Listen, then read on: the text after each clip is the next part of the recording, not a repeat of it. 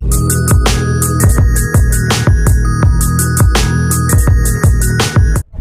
पितले जी RL पीछे चुनाव लड़ ले। बच्चे कह रहे थे जब बद्रीलाल जी से बात नहीं हुई तो बच्चे मुझे रोज फोन करते थे कि भाई साहब कैंडिडेट पकड़ के ला रहे। मैंने कहा कौन है? बोले पितलिया जी। मैंने कहा पितलिया जी मतलब क्या पीतल का काम करते हैं क्या करते हैं? बोले साहब इन्होंने 30,000 वोट लिए थे और ये पक्के जीतेंगे।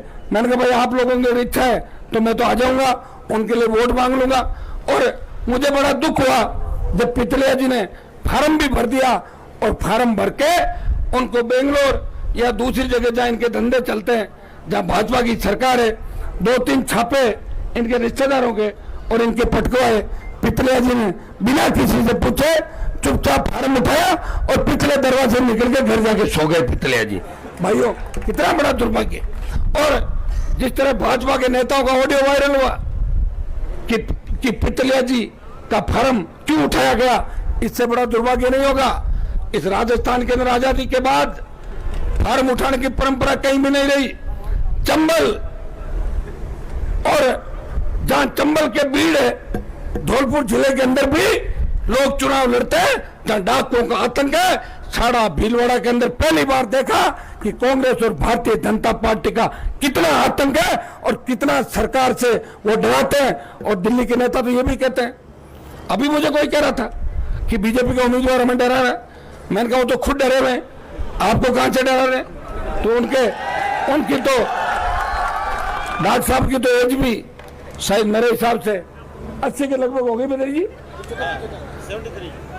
भाजपा में तो एक रूल और है कि 70 के बाद किसी को टिकट नहीं दे। डॉक्टर साहब कैसे ले आए फिर टिकट? कोई दिक्कत नहीं।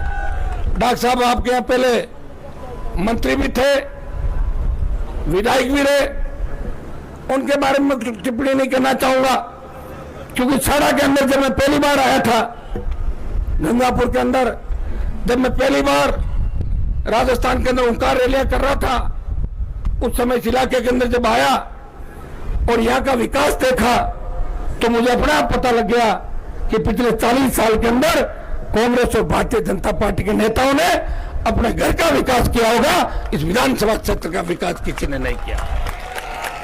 भाइयों अजमेर, भीलवाड़ा, उदयपुर का यह इलाका जहां की जमीनें सोना उगलती है, बड़े बड़े उद्योग धंधे, बड़ी बड़ी फैक्ट्रियां भीलवाड़ा जिले के अंदर, और कपड़े का सबसे बड़ा काम, वस्त्र का सबसे बड़ा काम इस भीलवाड़ा के अंदर है। जमीनें हमारी, मशीन दूसरे सेठों की, और स्थानीय लोगों को रोजगार नहीं मिलता।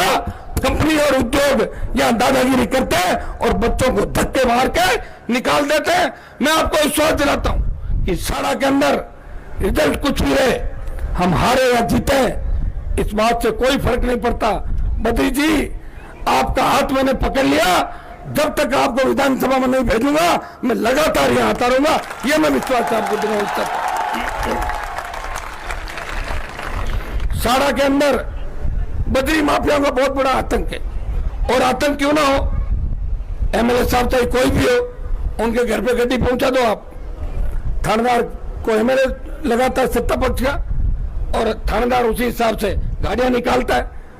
नदी नालों को खोद लिया, अवैध बजरी का इतना खनन पूरे राजस्थान के हुआ कि बजरी घोटाले की गूंज पूरे देश के अंदर सुनाई दी। बजरी घोटाले के अंदर शेर खान, यूनुस खान समेत कई लोग इसकी चपेट के अंदर आए और वो अभी भी जेलों के अंदर बैठे होंगे। और उसमें अशोक सिंघवी जो सरकार के बहुत बड़े मंत्री थे, उनको भी सरकार के बहुत बड़े अधिकारी थे, उनको भी लंबे समय तक जेल के अंदर रहना पड़ा। लेकिन नेताओं पर आंच नहीं आई क्योंकि बजरी घोटाले की जांच सीबीआई ने नहीं करी, स्टेट की एजेंसियों ने करी। और स्टेट की कोई एजेंसी गहलोत वसुंधरा के मिलाजुली के खेल के अंदर इस गठबंधन में, जहां लोकायुक्त की ताजा रिपोर्ट ने, ये मीडिया के भाइयों के लिए काम की बात है, लोकायुक्त की जो ताजा रिपोर्ट है उसमें 1 दर्जन मुकदमे वसुंधरा और अशोक गहलोत के मुख्यमंत्री कार्यकाल के अंदर वे घोटाले के खिलाफ एफआईआर करने के आदेश देने की बात लोकायुक्त ने की, लेकिन कभी सीएम के खिलाफ मुकदमा दर्ज नहीं हुआ। आज सीएम तो छोड़ो, वसुंधरा का चपरासी धीरेन्द्र कमठान खासा कोटी का कालीन चोर के भाग गया, मुकदमा दर्ज हुआ। कमठान से पुलिस ने पूछताछ नहीं की और उस मुकदमे में एफआईआर भी लग गई और कालीन का पता ही नहीं कि कालीन को कहां ले जाके बेच दिया। यह राजस्थान है। इस राजस्थान में वसुंधरा गहलोत का मिला जुली का खेल 22 साल से आप देख रहे हो। भाइयों, गहलोत ने 98 से 3 जब सरकार चलाई, उस समय 3 में जब वसुंधरा आई थी परिवर्तन यात्रा में, तब एक ही बात कही थी कि हमारी अगर सरकार आई तो कांग्रेस की पुरानी सारी जांचें कराएंगे और हम ये करेंगे वो करेंगे। वो चीज तो भूल गए, गहलोत से हाथ मिला लिया और 3 से 8 के अंदर सबसे ज्यादा जमीन के घोटाले अगर देश के अंदर हुए तो राजस्थान के अंदर सबसे ज्यादा जमीन के घोटाले हुए, जिसमें प्रताप सिंह भी जो नगरीय विकास मंत्री था, वो तो मुझे पिछली बार कहता था, मेरे साथ विधायक था, जब उसको मंत्री ने बनाया तब कहता था हनुमान जी मैं तो खामों का बदनाम हो गया, मेरे पास तो 10% आता था, 90% तो मैडम सीधा ही ले लेती थी लोगों से। उसके बाद 8 के अंदर गहलोत आए वापिस। तब गहलोत ने कहा कि मेरी सरकार बनेगी, मैं आयोग बनाऊंगा, आमेर की हवेलियों से लेके राजस्थान के अंदर जहां जहां भी भ्रष्टाचार हुआ उनकी जांच करा के भारतीय जनता पार्टी के नेताओं को जेल के अंदर डालूंगा। भाइयों, सरकार गहलोत की आई, माथुर आयोग बना और माथुर आयोग बनने के बाद चालू भी नहीं हुआ और सुप्रीम कोर्ट ने इंक्वायरी एक्ट की बात बता के माथुर आयोग को रद्द कर दिया कि माथुर आयोग की गलत बना है। कितनी बड़ी बात हो गई। और 13 के अंदर फिर वसुंधरा जी वापिस आई और 18 में गहलोत ने वही बात वापिस कही कि अब की बात सरकार आने दो, मैं जांच करा दूंगा। जांच तो छोड़ो, सुप्रीम कोर्ट ने कहा कि वसुंधरा का बंगला खाली कराओ। अशोक गहलोत बोला नहीं, मैडम के बिना मेरा मन नहीं लगता, मैं सामने रखूंगा इसको। और अपने सामने वाला बंगला एक नया कानून बना दिया सुप्रीम कोर्ट के खिलाफ, वसुंधरा जी नहीं जाएगी, ये तो यही रहेगी। मुझे लग रहा है दोनों यूनिवर्सिटी कॉलेज के अंदर या तो साथ पढ़ते होंगे कहीं कहीं, बाकी इतने प्रीत तो कौन निभाता अपनों के लिए। और अब जब गहलोत की सरकार गिर रही थी, तब गहलोत की सरकार अगर किसी ने बचाई तो वसुंधरा ने 20 विधायक अशोक गहलोत को देके उनकी डूबती हुई नाव को किनारे तक लगाया था। ये पूरा देश जानता है, पूरा राजस्थान जानता है। भाइयों, छाड़ा विधानसभा क्षेत्र के उपचुनाव के अंदर एक ही संदेश आपको देना है, कांग्रेस अगर जीतती है तो मैसेज जाएगा, धन बल और सत्ता के बल पे कांग्रेस जीत गई, पुलिस वाले भी श्रेय ले लेंगे। हमने साहब, आईजी साहब, डीजी साहब, हमने आपको इतने वोट नहीं पड़ने दिए, बीजेपी आरएलपी के डीजे जब्त कर लिए, गाड़ियों को रोक लिया और वोट रोक लिए। ये भी अपनी पीठ थपथपाने के लिए जाएंगे। और अगर बीजेपी जीती तो ये मैसेज जाएगा कि किसान आंदोलन का राजस्थान में कोई असर नहीं है। किसान आंदोलन के लिए आपके भाई ने पड़ोसी हुई थाली को ठोकर मारी। देश में जब बात चली कि राजस्थान का किसान इन कृषि बिलों के खिलाफ जो आंदोलन चल रहा है उस आंदोलन में साथ नहीं है।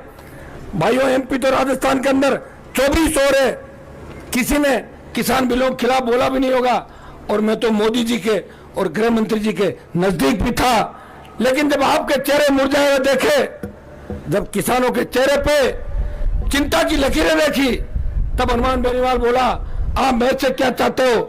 कहा कि आप जयपुर से दिल्ली का हाईवे जाम कर दो। किसान नेताओं ने बोला अपने आप मोदी जी मान जाएंगे। एक बार 15,000 लोग लेके गया, शाहजहांपुर बॉर्डर को जाम किया और दूसरी बार 1 लाख संख्या के अंदर शाहजहांपुर बॉर्डर की तरफ गया।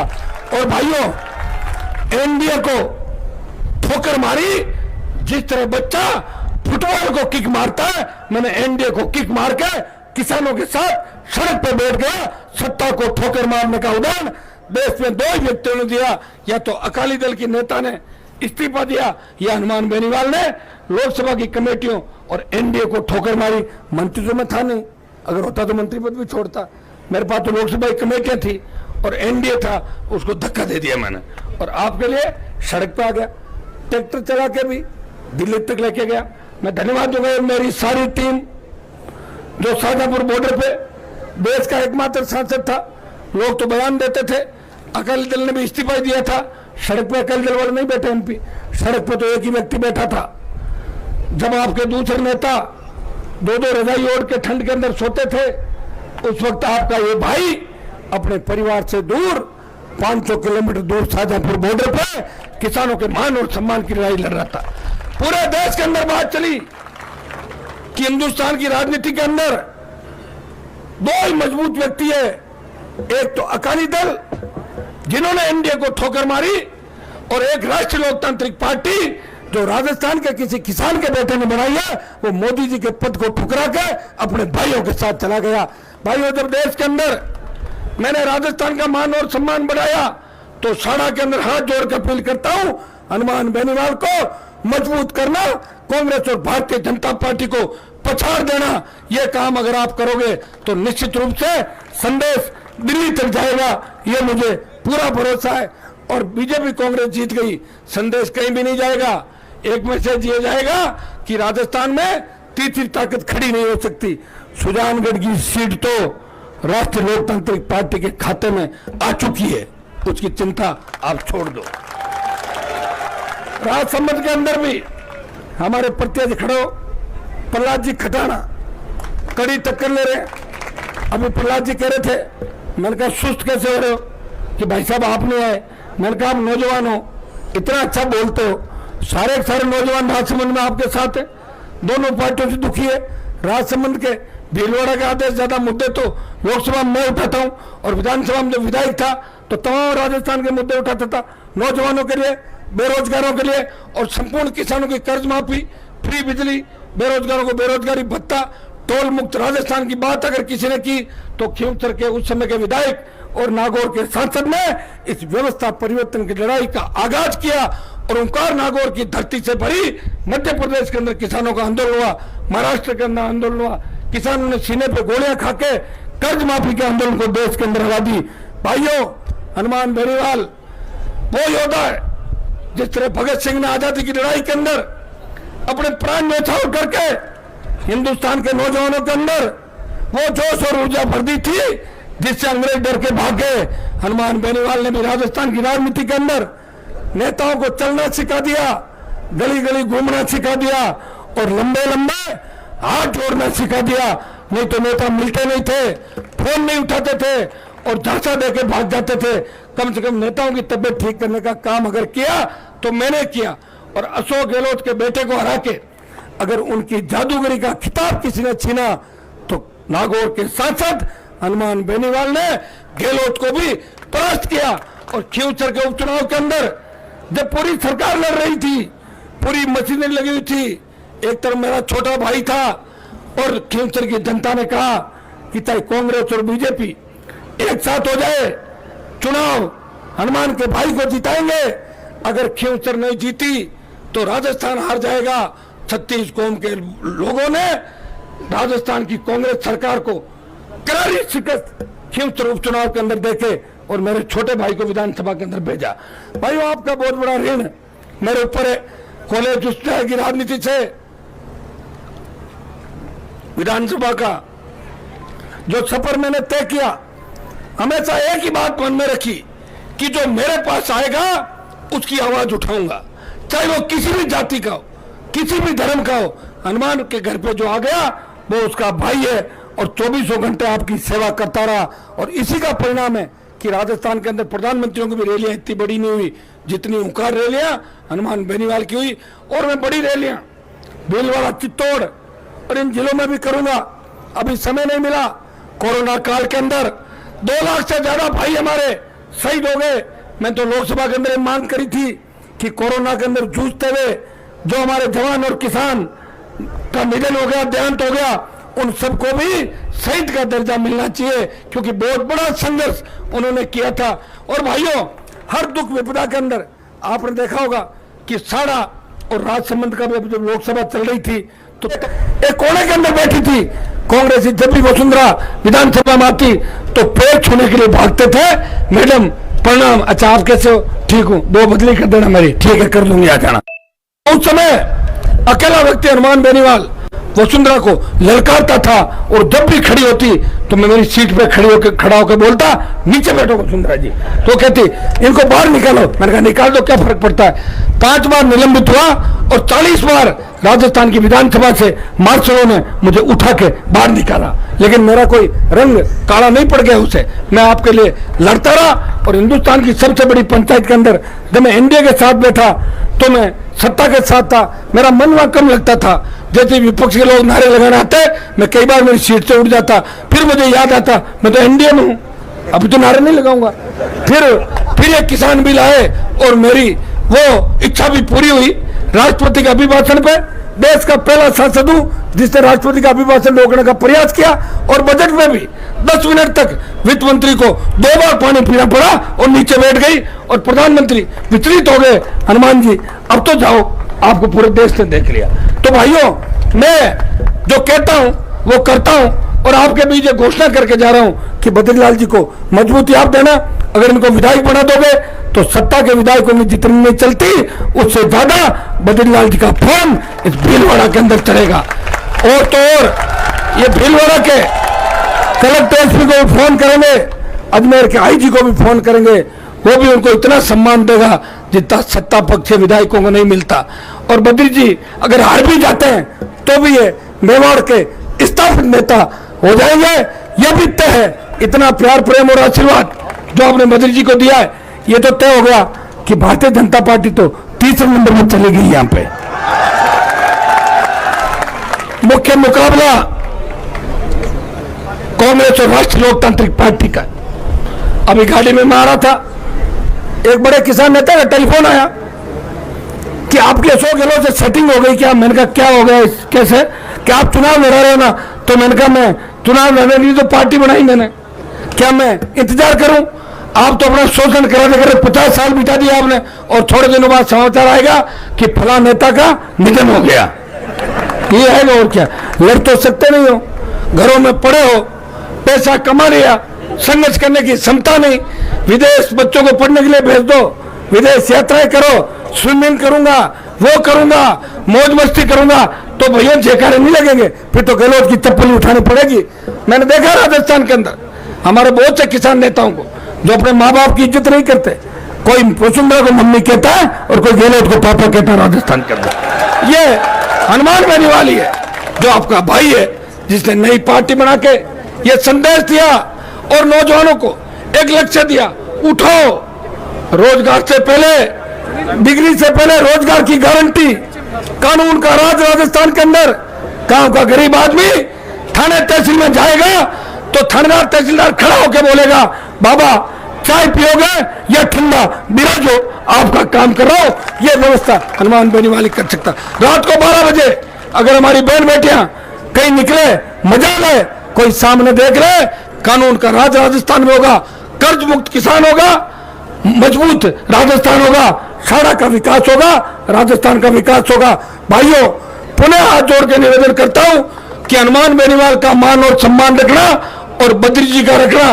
पुखराज जी गर्ग, कई लोग मेरे में जातिवाद का आरोप लगाते हैं, लेकिन मैं 3 विधायकों के साथ 18 में जीता, 25 जगह अच्छे वोट लिए, छुट्टन से लेके सब बेटे पुखराज जी गर्ग जो मेवाड़ समाज से आते हैं, मेरी पार्टी के प्रदेश के अध्यक्ष है।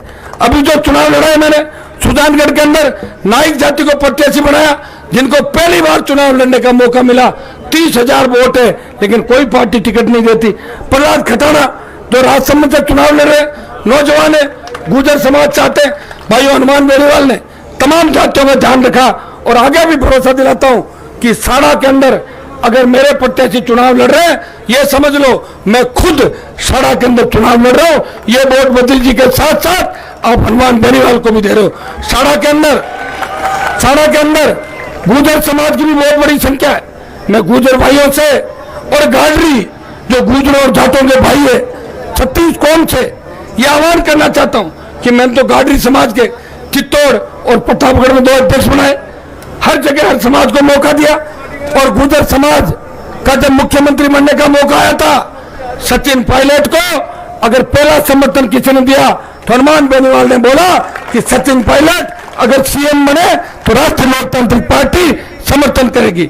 और दोबारा जब मौका आया तो पायलट का साथ अगर किसी ने दिया तो हनुमान बेनीवाल ने 3 विधायकों का साथ दिया गहलोत की सरकार गिराने के लिए। इसलिए गुर्जर भाइयों, गुर्जर आरक्षण आंदोलन से लेके आज तक जाट और गुर्जर में कोई अंतर नहीं है। वो भी तेजाजी की जय बोलते हैं और हम भी बोलते हैं, और मोशियाई भाई हैं दोनों, और गाडरी हमारे भाई हैं, और 36 कौम, शेड्यूल कास्ट और जितनी भी जातियां, तमाम जातियों से मैं आह्वान करता हूं कि चुनाव के अंदर एक चीज का ध्यान रखना, कौन किस वक्त किसके काम आया। अगर इतना सा ध्यान रख दोगे तो बद्री जी चुनाव जीत जाएंगे। मैं आप सबको धन्यवाद देता हूं कि 5 घंटे से तपती धूप के अंदर आके आपने आशीर्वाद दिया। आप मेरा भी मन है, अशोक गहलोत हेलीकॉप्टर लेके आए, गहलोत ने हेलीकॉप्टर घुमा दिया तो आरएलपी पीछे कैसे रहेगी, लेकिन मेरे से जुगाड़ नहीं हो पा रहा हेलीकॉप्टर का। तो भाइयों, मैं कोशिश कर रहा हूं कि एक दिन 2-3 सभाएं शाड़ा के अंदर हेलीकॉप्टर लेकर के जगह जगह हेलीकॉप्टर उतार के जिस तरह सर्जिकल स्ट्राइक हुआ था उसी तरह वोटों का सर्जिकल स्ट्राइक करेंगे। ये काम जल्दी हम आगे की तारीख आप देंगे। और तमाम शाड़ा की गांव तो मुझे मत ले जाना, लेकिन तमाम पंचायत मुख्यालयों पे हनुमान बेनीवाल खुद वोट की अपील करने के लिए जाएगा और हाथ जोड़ के बद्री जी को जिता के इस व्यवस्था परिवर्तन की लड़ाई का आगाज शाड़ा की धरती से करो। भाइयों, सुल्तानगढ़ के अंदर सुनामी चल रही है आरएलपी की, शाड़ा के अंदर आज आंधी तो नजर आ रही है, लेकिन 17 तारीख तक शाड़ा में भी राष्ट्रीय लोकतांत्रिक पार्टी की सुनामी चलनी चाहिए, जिसमें कांग्रेस और भारतीय जनता पार्टी उड़ जाए। ये काम आपको करना है। 36 कौम के मेरे भाइयों को, आयोजनकर्ताओं को और मेरी पूरी आरएलपी की टीम को, जिन्होंने मेरी अनुपस्थिति के अंदर यहाँ महसूस नहीं होने दिया कि हनुमान जी यहाँ है कि नहीं है, मैं सबको जो मंच में बैठे हैं सबको कह के जा रहा हूँ कि 3 दिन मैं आपके बीच हूँ। तमाम पंचायत मुख्यालयों में चलेंगे, अभी रोड शो का कार्यक्रम है, और उसके बाद कल से कार्यक्रम है अलग अलग समाजों के अंदर जहां भी मुझे जाना है। एक आपको और बात कहना चाहूंगा कि सुल्तानगढ़ के अंदर जिस तरह मुसलमान खुल के हमारे साथ आ गया, राजपूत समाज ने बड़ा समर्थन सुल्तानगढ़ के अंदर दिया। मैं यहाँ भी 36 कौम से अपील करता हूँ, 36 समाजों से अपील करता हूँ कि राजस्थान को बचाने के लिए कांग्रेस और भारतीय जनता पार्टी के गठबंधन को तोड़े और एक नए राजस्थान का निर्माण करें। बहुत बहुत आपको धन्यवाद, बद्री जी को आशीर्वाद देना। धन्यवाद, जय हिंद।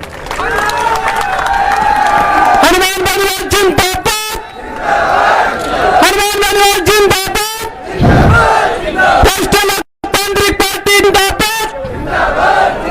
सारे लोगों से निवेदन है कि वीसी चल रही है, भाई साहब 5 मिनट थोड़ा शांति से रहें।